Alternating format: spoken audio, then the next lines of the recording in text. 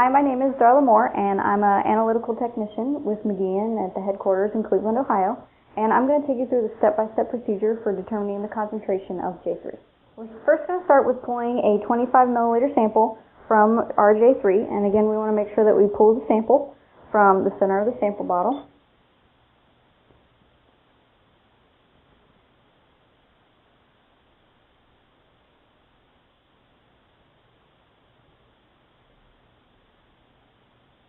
And this is a 25 milliliter sample, and we're going to place it in this beaker. You can use any size beaker. I recommend a larger. This is a 600 milliliter beaker. We're now going to continue with determining the percent concentration of the J3 sample. We have the sample here on a stirrer under the hood because this requires a hood for this portion of the test.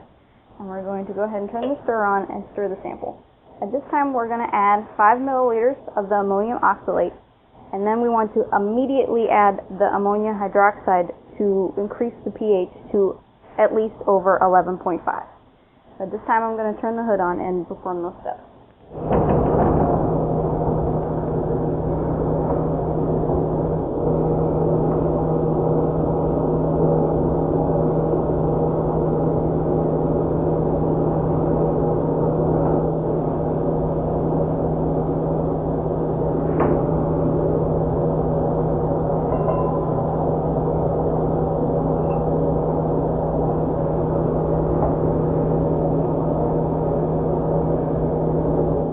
Now, in order to determine the permanent turbidity of the sample, it's best to light it from behind with a high intensity light so that you can see the turbidity. So I'm going to move this light.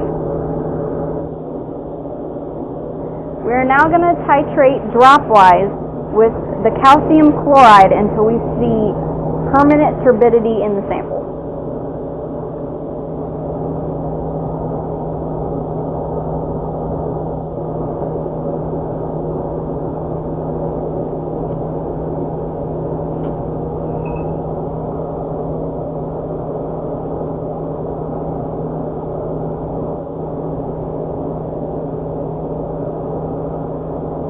At some point during the titration, the solution will begin to become cloudy or turbid on the top, and that's when you'll know you're getting close to the end point.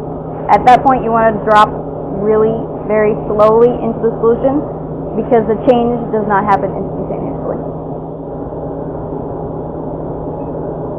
At this point, the solution is becoming very hazy and starting to be more turbid, so you want to add your drops.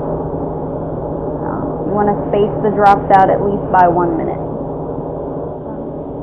At this point, the sample has become permanently turbid, and you will now record the milliliters of the calcium chloride used for your calculation. We will use the data obtained from the J3 test in order to determine the percent concentration of J3. We will use the milliliters of calcium chloride used times 2.6 in order to determine the percent concentration of the J3.